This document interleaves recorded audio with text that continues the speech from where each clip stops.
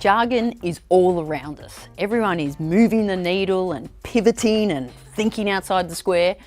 By the way, the term thinking outside the square was first used in the 1970s, so if you are still using thinking outside the square, you're not really thinking outside the square.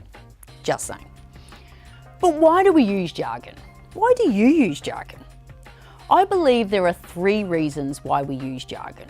Some of us use jargon for avoidance, when we don't actually want to answer a question or give away too much information. Politicians have turned this into a fine art. It could almost be an Olympic sport.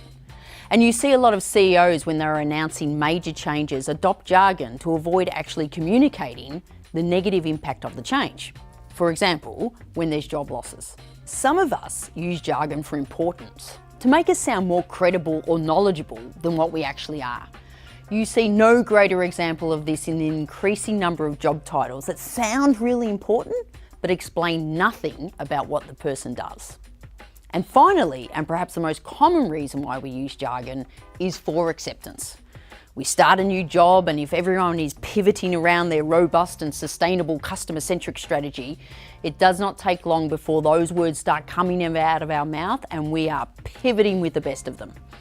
And be aware that just because people are saying move the needle, they may not know what it actually means. I mean, seriously, what does move the needle mean? Look, I just moved the needle. So become aware of why you're using jargon, and maybe you could substitute it with a real word or phrase that people actually understand.